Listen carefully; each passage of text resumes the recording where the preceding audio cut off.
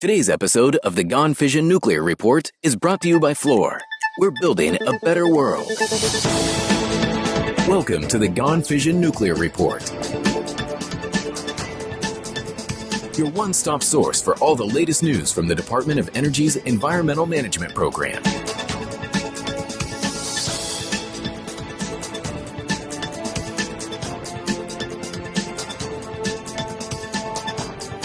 Now, here's your host, Michael Butler. Hello, and welcome to the Gone Fission Nuclear Report. Today is Monday, April 8th, 2024. We're covering all the news from the Department of Energy's Environmental Management Program across the country. And we thank our friends at Fluor for being presenting sponsor for today's episode. The Department of Energy's 17 national laboratories tackle the critical scientific challenges of our time, from combating climate change to discovering the origins of our universe. They possess unique instruments, facilities, and scientific knowledge, much of which is found nowhere else in the world. They address large-scale, complex research and development challenges with a multidisciplinary approach that places an emphasis on translating basic science to innovation. Now the nation's leading laboratories have taken on one of the biggest environmental cleanup challenges of all time. They are playing an increasing role in speeding the cleanup of the underground waste tanks at DOE's Hanford Site in Washington State. Today, there are 177 underground storage tanks on the Hanford site, holding about 56 million gallons of highly radioactive and chemically hazardous waste, the byproduct of decades of plutonium production.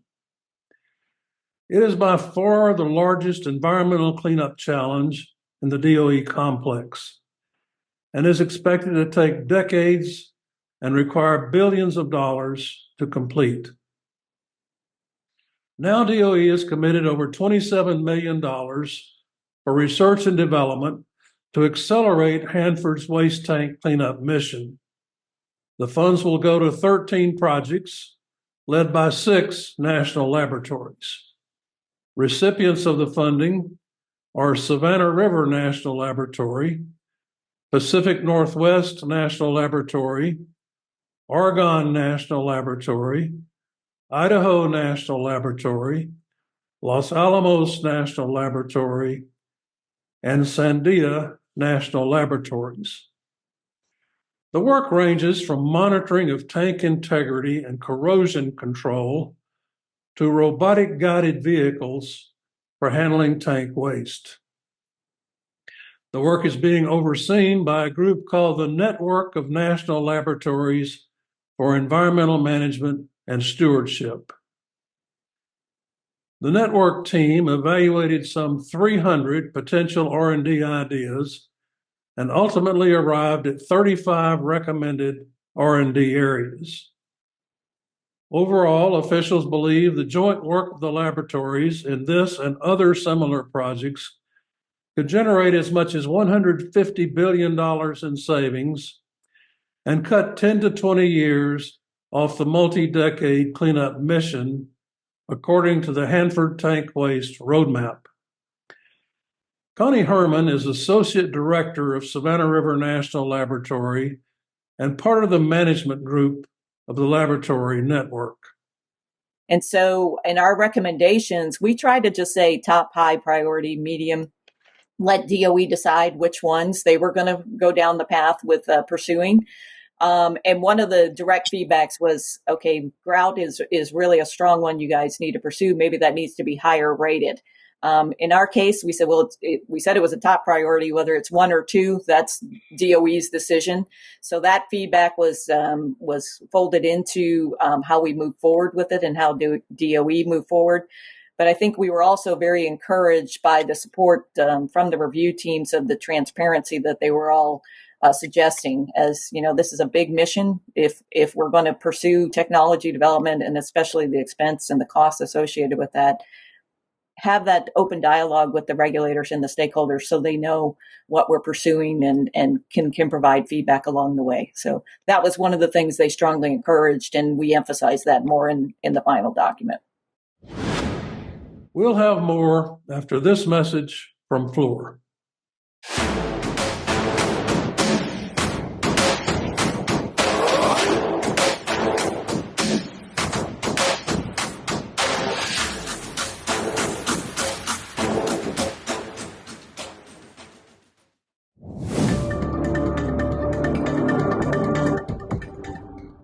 DOE is continually looking for ways to increase efficiency, save funds, and speed the cleanup of Hanford waste tanks. The agency has now enlisted the help of 6 national laboratories to help advance these goals. Here's more of our interview with Connie Herman. We're talking today with Connie Herman. And Connie is the Associate Laboratory Director for the Environmental and Legacy Management Directory at Savannah River National Laboratory. And welcome to the podcast, Connie. Thank you. Glad to be here today. Well, we're glad to have you. And first, before we get into the main part of our discussion, can you tell us a little bit, for our viewers and listeners who may not be familiar, can you tell us a little bit about the network of national laboratories for environmental management and legacy management, which is the group that's kind of overseeing the work that's being done out at Hanford now? Sure. Yeah. So the network was actually created. It was a concept that we worked with the Environmental Management Office at headquarters. And it was started as a group of 6 core laboratories for EM. And those laboratories were ones that were co-located with the EM site. So the Savannah River National Laboratory, as the EM laboratory, is the lead lab for it. We also work with Oak Ridge National Lab, with Los Alamos National Laboratory, Sandia National Laboratory, Pacific Northwest National Lab, and then Idaho National Laboratory. Once again, co-located with the EM sites out there. So they all have an EM mission, all play a role in that. So what headquarters was looking at back in that time frame was, can we work together? Can we provide advice? Can we provide counsel to headquarters when they're thinking about new technologies, when they're thinking about policy, regulations? Is there something that the labs can work together to bring to the table for that? And then a couple of years ago, with our very close ties also with legacy management, the Office of Legacy Management, and thinking about the EM mission and how that gets turned over, or the site gets turned over to the Office of Legacy Management, we expanded to include the Legacy Management Office. So it's actually a partnership now between EM and LM, and then expanded to add about 6 other laboratories in that partnership. So what we try to do is really bring the best of each lab to the table for solutions and provide recommendations to the government. And then the EM, as EM's lab and LM's lab, Savannah River National Laboratory always chairs it, but our co-chairs rotate between those core labs that were there initially. So try to bring service to the government with it. Okay. Well, there's probably not a bigger cleanup challenge in the DOE complex than the one at Hanford now, which is cleaning up the 56 million gallons of high-level radioactive waste and 177 tanks. It's a huge job. It's taking multiple decades and billions of dollars. And your group was recently awarded a $27 million in funds from DOE for R&D work related to accelerating the cleanup of the Hanford waste, trying to get a handle on how it can be done faster and save some money. And it ended up with 6 laboratories in your group getting 13 projects, funding for 13 projects. Can you tell us about that, those projects, and what you'll be doing to help the Hanford cleanup? Sure. Yeah. So that the basis for that proposal and the money was the roadmap that we developed. When we developed that roadmap, EM asked for some recommendations on how we should implement it moving forward from a proposal standpoint. So the proposal to the labs was issued last summer. Went through a couple of iterations with feedback from the labs. And then we had to submit proposals at the beginning of October. And then after that, EM used their partners in the ARPA-E and the Office of Science to evaluate the technologies and then awarded them most recently. For the labs, we were encouraged to think about what we were bringing to the table, our competencies specifically to the ideas, because there was several focus areas for that lab call. We were encouraged to partner together. We were also encouraged to reach out to local universities or to the minority serving institutions that DOE is already partnering with, and work together to really bring some innovative technologies, the next generation technologies, to the Hanford mission. And you hit it on the head, right? It's a long mission, and it's a lot of money. So are there things we can do to help accelerate that, bringing technology to the table? So the high priority items were the focus for the roadmap call that was issued and for the awards. But I would say EM tried to get a good balance of stuff that would be transformational, but also some near-term solutions in that award that was presented, or that actually came out a couple of weeks ago.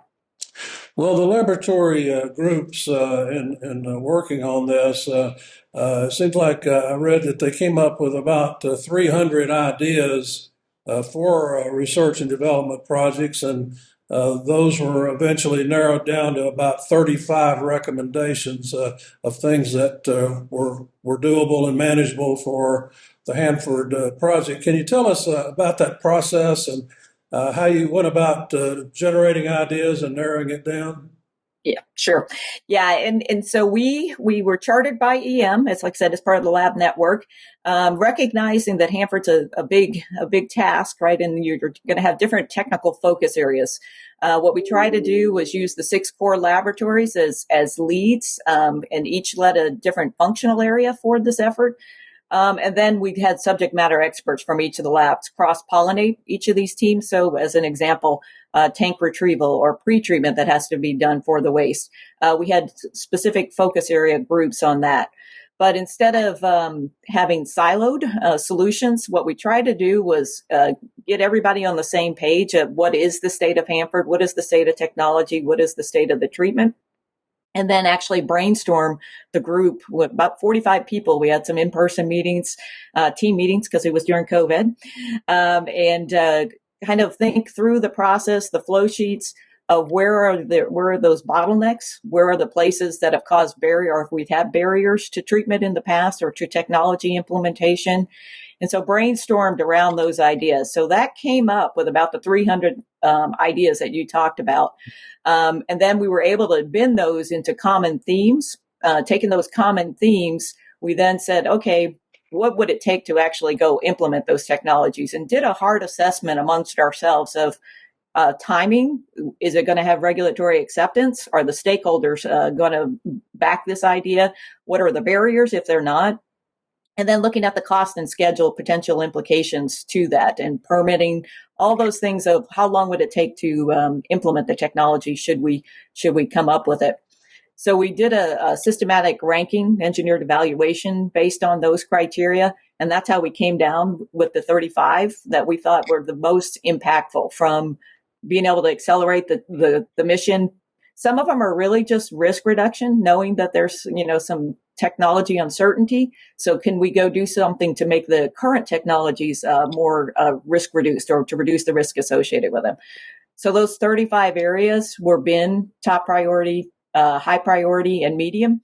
And we really looked at it from when is it needed, but also what's the biggest bang for the buck if we go invest in that. And that's where we narrowed it down to those 35 recommended areas to DOE. And it looks like from just reviewing the program that it kind of ranges from being concerned about tank integrity and corrosion and those kind of things, all the way to using robotics Right. for waste handling. So there's a pretty wide range of projects there. Yeah, we tried to think about it from start to finish. When I first get to the tank and starting retrieval, the characterization that might be involved, up to, like you said, the final disposition of the tank or the waste form itself, and any material that's created along the way. Well, the citizens advisory boards across the DOE complex, they play an important role in providing input to DOE and to EM about issues at the various DOE sites. And I know you reached out to EM's Citizens Advisory Committee as part of putting this program together. What role did that group play in helping you arrive at your recommendation? Yeah, so as you mentioned, yeah, they're a very important role here, and for us, and that was one of the considerations as we were coming up with the solutions, was thinking about the regulatory and some of the citizens' feedback we've had over time. And DOE itself actually asked for ARPA-E, the Office of Science, as well as their advisory board to review our final product. So we did amend some items along the way. But I would say the strongest thing that encouragement or strongest recommendation that we got back from them was encouraging the use of grout. Actually, is one of the technologies, and we heard that a lot from also tied into our non-destructive, or excuse me, the NDA authorization and the supplemental walk team we had over there for the lab network. A lot of positive feedback from stakeholders on the potential use of grout. And so in our recommendations, we try to just say top, high priority, medium, let DOE decide which ones they were going to go down the path with pursuing. And one of the direct feedbacks was, okay, grout is really a strong one you guys need to pursue. Maybe that needs to be higher rated. In our case, we said, well, we said it was a top priority, whether it's 1 or 2, that's DOE's decision. So that feedback was folded into how we move forward with it and how DOE move forward. But I think we were also very encouraged by the support from the review teams of the transparency that they were all suggesting. As this is a big mission. If we're going to pursue technology development, and especially the expense and the costs associated with that, have that open dialogue with the regulators and the stakeholders so they know what we're pursuing and can provide feedback along the way. So that was one of the things they strongly encouraged, and we emphasized that more in the final document. Well, you mentioned grouting, and I know you're aware that there's a pretty significant move afoot at Hanford to consider grouting. The DOE is being encouraged to consider grouting in place of vitrification for a lot of the waste that's in the tanks, mixed low-level waste that really makes up most of what the tanks contain. When you are looking at this, are you going to have recommendations on grouting, or what's your view of how grouting should be utilized or considered at Hanford? Yeah, so our team, for one of the biggest, I would say, returns on investment and what we believe can help reduce the schedule and save the most money in the long run is grouting. However, we do recognize there are concerns. We recognize there are some technical risks that have been brought up in the past. So we wanted to make sure our roadmap was complete in, okay, what concerns have been brought to us? What concerns have the stakeholders or regulatory partners brought to the table? And we wanted to make sure that those were the high priority focus in this roadmap. Is they have the potential for significant savings, but make sure that any of the risks that have been identified are properly vetted, sound, and have a technical solution to them. So while we don't work directly with the communities as far as we're bringing decisions to DOE, I think what we do for DOE is help provide the technical basis so those decisions can move forward together and have a sound basis for them. So. Well, that kind of gets me to my next question that I want to ask you about, and that is in a general way, and you just mentioned one way, how would you describe the value that the national labs are bringing to the Hanford cleanup? What is your value proposition in terms of providing insights and information and analysis and things that they can't do for themselves? Yeah, so the sites, tend to be EM. They're focusing on a cleanup, right? So the contractors are focused, I would say, on the day to day that they have to do. While the labs are free to go out and explore all kinds of new technologies and be very caught up in what's going on in the rest of the technical world. I think from the lab network, we also have that opportunity for we're taking NNSA labs, we're taking Office of Science labs, we have the Nuclear Energy Lab. And so each of those have different missions, different sponsors. And so sometimes we don't know what each other is doing from the different sites. However, if you take the lab community and you put them on a specific focus, they can bring the best of all of those areas to the problem, right? And we get diverse solutions. So analytical is something that we do for all of those sponsors. So maybe we're doing some analytical for the plutonium mission over here that's directly applicable to the EM mission. So I think that's the value proposition of the labs, is being able to work together to find that integrated solution that maybe is being deployed or developed for some other agency. And then we can bring it to a complete package to the EM mission or for any of the missions as a whole, because you've got all these programs going on that maybe the contractor or the sites that are doing the EM mission are not aware of, because they don't have that unique partnership that the labs have with each other. Yeah, and you have a strength in numbers. You're Right. six labs working on this problem that amplifies the resources and capabilities and the brain power that sort of goes into some of these proposed solutions. Yep. Yes. In a way, you're providing sort of a outside third party viewpoint and recommendations to the site.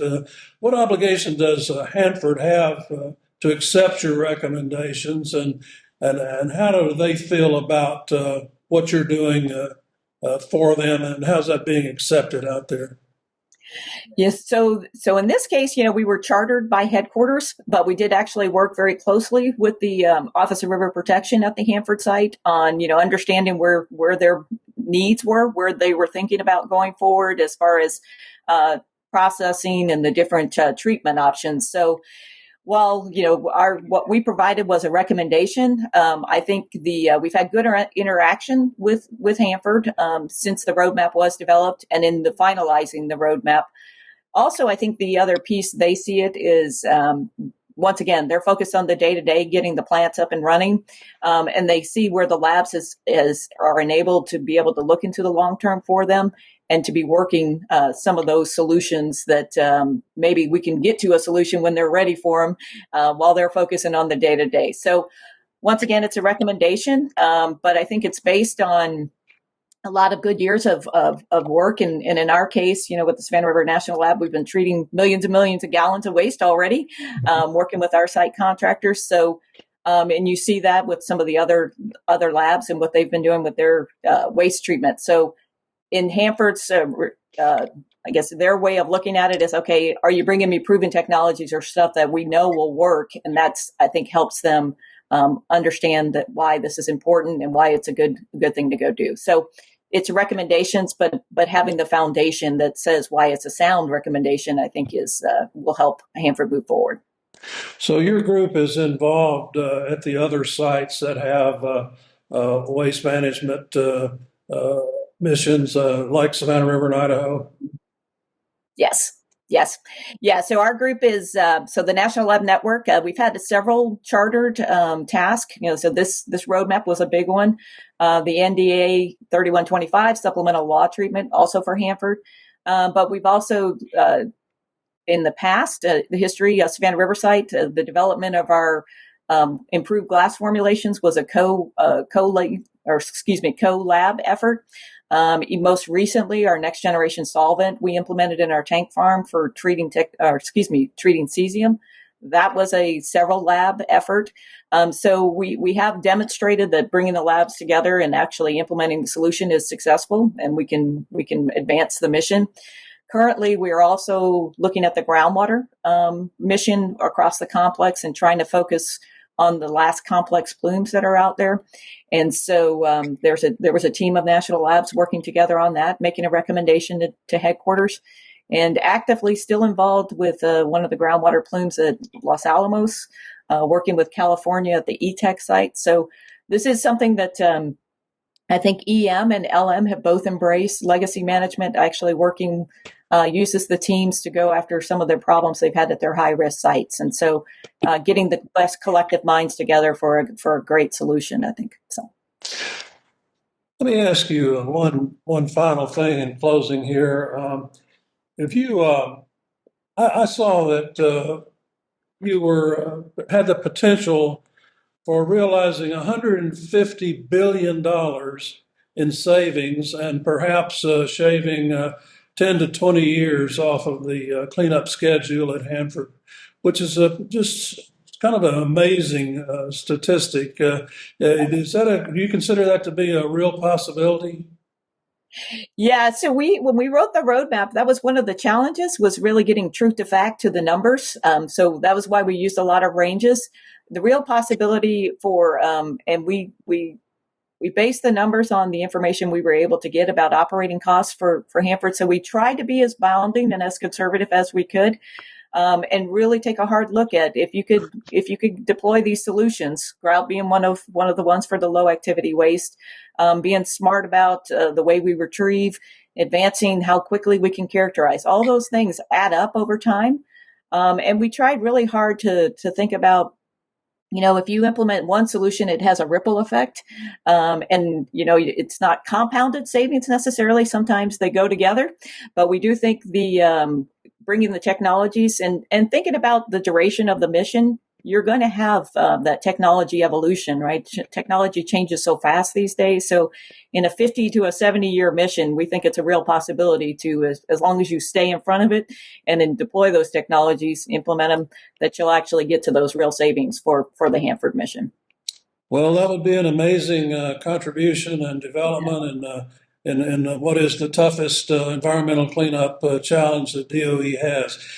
Connie, I want to thank you for being on the podcast today. I appreciate you joining us and providing this information. And we'll look forward to talking with you again as things develop. All right. Thank you.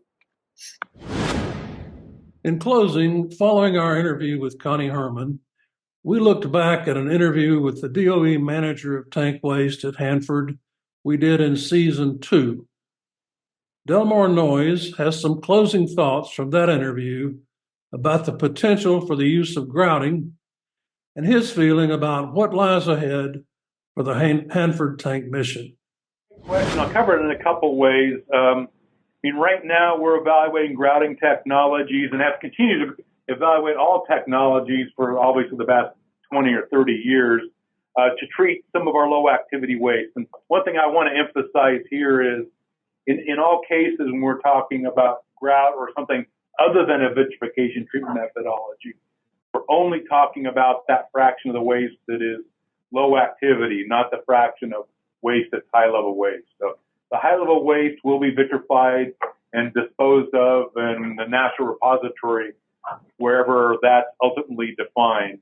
But for our low activity waste, we are excited about beginning the vitrification of that with our low activity vitrification capability, but that's only has the capability to do about half of the volume that we need in a reasonable mission duration. So we've always known that we need additional technologies. Terminology we use is supplemental treatment technologies, and that's an ongoing discussion.